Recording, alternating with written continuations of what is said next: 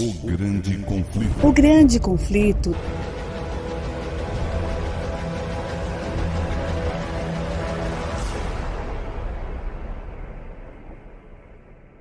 Olá, meus queridos amigos e irmãos, graça e paz do nosso Senhor Jesus Cristo possa estar com todos vós. Amigos queridos, que prazer, que alegria podermos voltar novamente aqui no nosso canal Nisto Creme Channel para nós darmos continuidade ao nosso programa do estudo do livro Grande Conflito. Este livro que está sendo distribuído ao longo deste ano 2023 e 2024. Nós temos aqui o compromisso de fazer estudo esmiuçado deste livro, passo a passo, rumo à eternidade. Amigos, nós estivemos 2 semanas sem fazer nenhuma transmissão. Por causa das questões logísticas, nós tivemos que suspender as nossas transmissões ou os nossos vídeos, mas aqui estamos de volta para darmos continuidade a esse projeto, dizendo que, pela graça de Deus, temos a plena certeza que, com dificuldades ou não, nós iremos continuar a fazer todos os esforços para que todos os vídeos estejam disponíveis para que os nossos amigos, você que nos assiste e que quer que o Evangelho de Deus seja espalhado por o mundo todo, possa ter material para com que muitas pessoas alcancem a salvação. Eu agradeço a todos aqueles que são os novos inscritos no canal, aqueles que estão dando o seu like, o seu gosto, compartilhando, aqueles que estão solicitando os vídeos ou que solicitaram os vídeos durante este tempo de paragem. Aqui estamos de volta.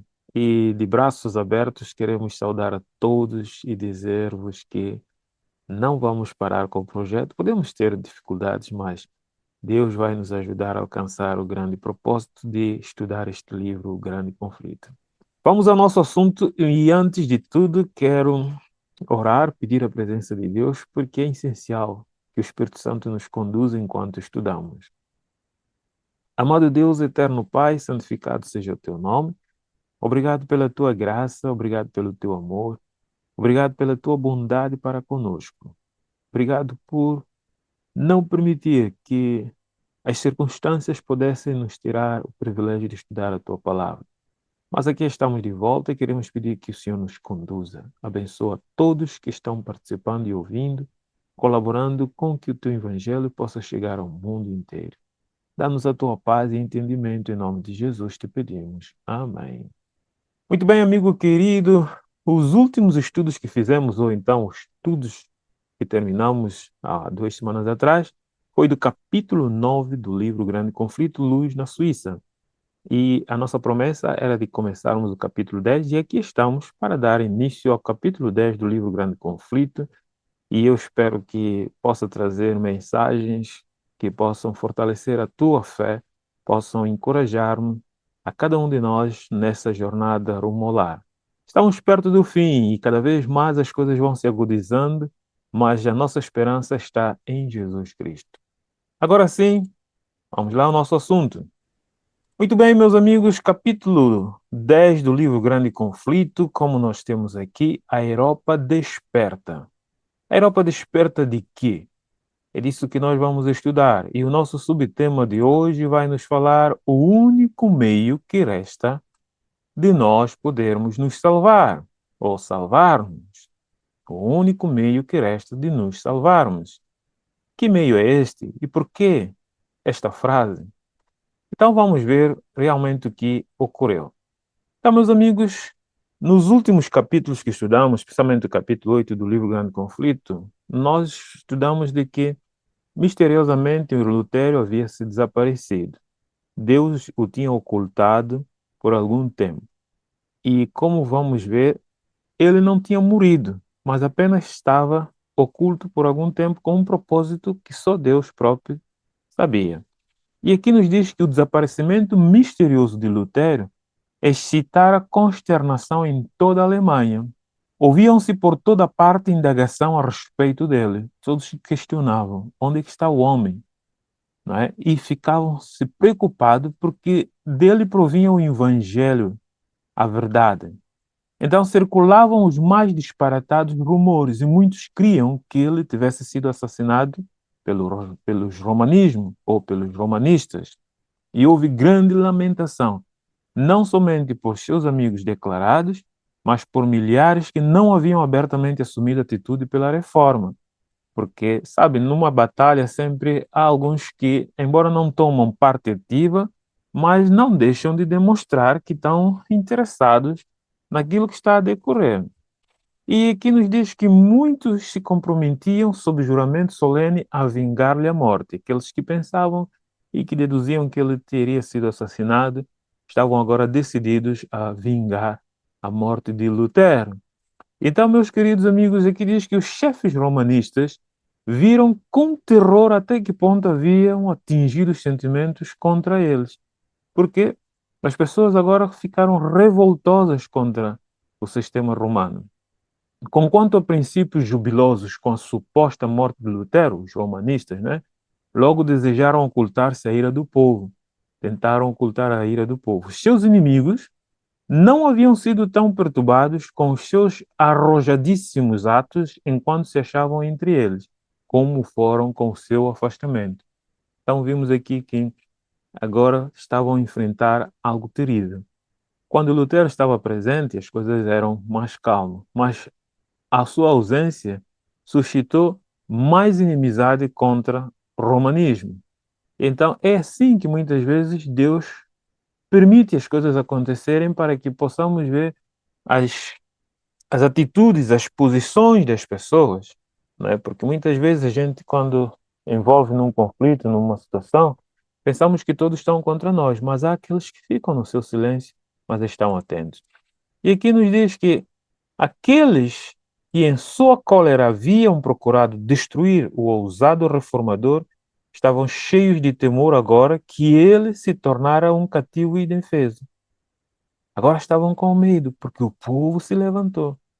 E então aqui nos diz que o único meio que resta de nos salvarmos, disse um, consiste em acendermos tochas e sairmos à procura de Lutero pelo mundo inteiro a fim de reintegrá-lo à nação que por ele está chamando. Então, eles disseram, "Epá, temos que sair, procurar o homem. A nação clama por ele, o povo clama. E para nós podermos sobreviver, podermos salvar, temos que procurá-lo. Então, era agora os inimigos da reforma que estavam à busca de Lutero para poder entregá-lo nu na sociedade. O édito do imperador parecia tornar-se impotente. Os legados papais estavam cheios de indignação a ver que o édito se impunha muito menos a atenção do que a sorte de Lutero, porque o povo estava decidido a se vingar, se caso fosse concreto que Lutero havia morrido. Mas ele não havia morrido, ele estava apenas sob uma custódia. Deus estava fazendo algo maior. As notícias de que Lutero estava em segurança, embora prisioneiro, acalmavam os temores do povo, ao passo que ainda mais suscitavam entusiasmo a seu favor. O povo, quando via, não, está prisioneiro, está seguro, deixava-os calmos, mas havia aquele fervor. Seus escritos eram agora mais lidos, com maior avidez do que nunca antes. Um número crescente de pessoas aderia à causa do heróico homem que, em tão terrível contenda, defendera a palavra de Deus. Muitos agora estavam interessados em fazer leitura da Sagrada Escritura e dos escritos de Lutero. É assim que as coisas funcionam. Por isso, meus amigos, que o inimigo terá uma grande derrota quando ele tentar proibir o povo de Deus. Num futuro breve, quando o inimigo procurar impor-se contra a lei de Deus e o pequeno povo de Deus se levantar defendendo o que é certo, a verdade, muitos vão se congregar a esse pequeno porque vão procurar saber por que razão está sendo perseguido. A reforma estava constantemente ganhando forças. Germinara por todas partes a semente que Lutero lançara. Sua ausência cumpriu uma obra que a sua presença não teria conseguido realizar. Este era o propósito de Deus. Porque muitas vezes a obra do Senhor cresce com a ausência daqueles que começam. Porque às vezes a presença dos que dão início à obra do Senhor constitui motivos, às vezes até de idolatria. Então Deus certas vezes remove para que as pessoas por si mesmas busquem conhecer a verdade. Então vemos aqui, meus queridos amigos, que outros obreiros sentiam responsáveis, né? Agora que o seu grande chefe era removido. Com fé e fervor, avançaram para fazer tudo o que estivesse em seu poder, a fim de que não fosse impedida a obra tão nobremente iniciada. Então, outros obreiros se levantaram, sentiram uma nova responsabilidade, avançaram agora que o que iniciara a obra da reforma não podia estar fazendo. Mas o inimigo ficou quieto. Ele nunca fica quieto, meus irmãos. Satanás não estava ocioso. Passou a tentar o que havia experimentado em todos os outros movimentos de reforma. Sempre que houve um movimento de reforma, um movimento que busca erguer a palavra de Deus, Satanás opera com mais avidez. E qual era a forma que ele opera, ou qual é a forma que ele sempre operou? Enganar e destruir o povo, apresentando-lhe uma contrafação em lugar da verdadeira obra. Então Satanás procurou uma contrafação. Reparem, antes do fim dos dias, antes que a obra do Senhor termine nesta terra, a palavra do Senhor nos fala de uma contrafação da descida do Espírito Santo.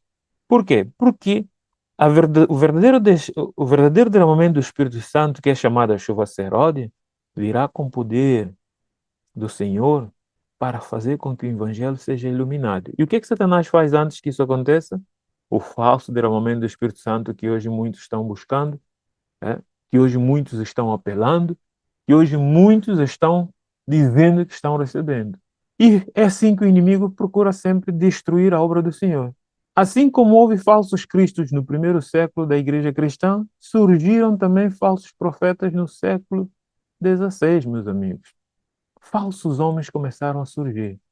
Alguns homens profundamente impressionados com a agitação que ia pelo mundo religioso, da reforma, do protestantismo, imaginavam haver recebido revelações especiais do céu e pretendiam ter sido divinamente incumbidos de levar avante até a finalização a reforma que declaravam apenas fora iniciada debilmente por Lutero.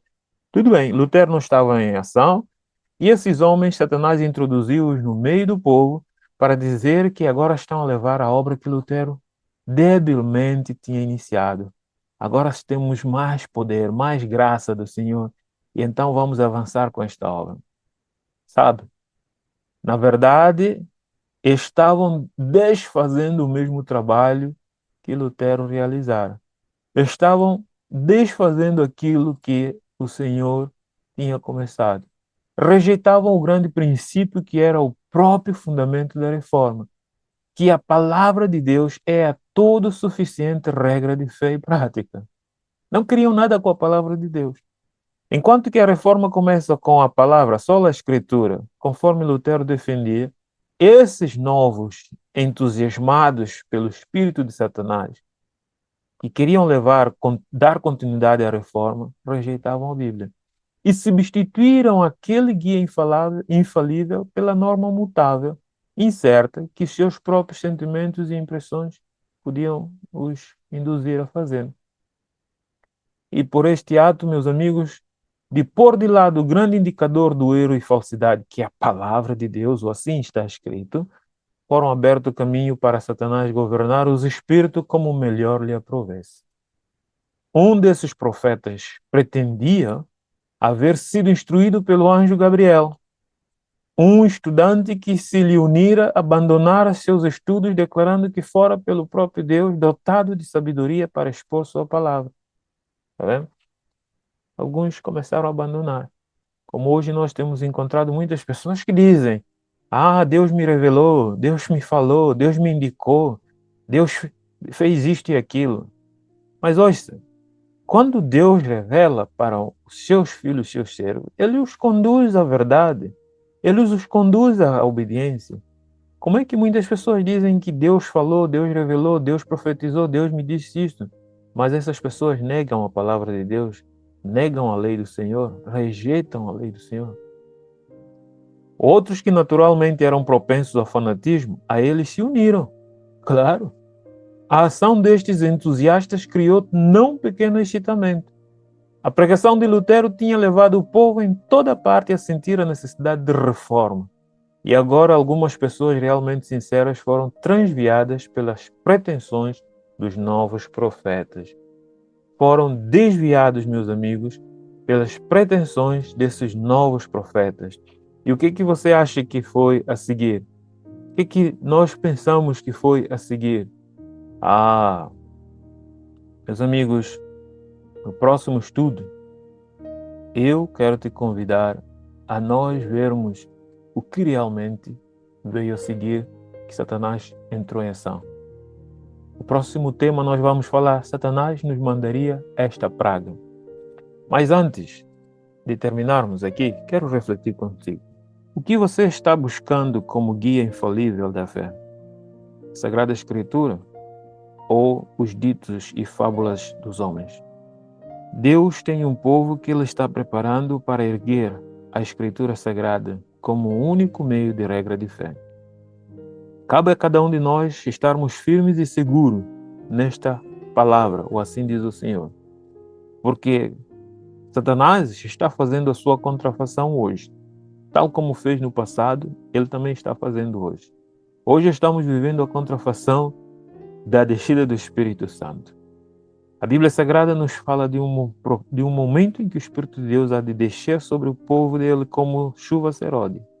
Mas também nos aponta que Satanás irá fazer prodígios e milagres com o nome do Espírito Santo. Será que nós estamos tão alicerçados na palavra do Senhor para não ficarmos confusos como o povo da Alemanha começou a ficar confuso com aqueles entusiastas? Que Deus possa nos assegurar a fé e cada um de nós possamos ter a palavra de Deus como o único meio de estarmos firmes como a rocha. Vamos orar. Ó Deus amado, obrigado porque no meio de tanta turbulência, a tua obra continua avançando. Mas o inimigo não ficou quieto e ele trouxe o fanatismo. Mas o Senhor nunca foi derrotado. E é por isso que, apesar de todas essas dificuldades, temos a certeza que a tua obra venceu e o Senhor venceu. Pai, ajuda-nos nesses últimos dias a estarmos atentos às contrafações do inimigo, para que não possamos tropeçar como muitos tropeçaram. Fica conosco e abençoa-nos, fortalece o meu amigo e a minha amiga, dá-nos a tua paz e ajuda-nos a estar firme no Senhor. Em nome de Jesus te agradecemos. Amém. Muito bem, querido amigo, eu te desejo desde já a continuação de uma boa semana e eu espero que no próximo estudo você esteja aqui conectado conosco para podermos continuar essa jornada. Lembre-se, nós estamos estudando o capítulo 10 do livro Grande Conflito, A Europa se Desperta. E até lá, eu espero por ti. Deus possa te fortalecer nessa jornada.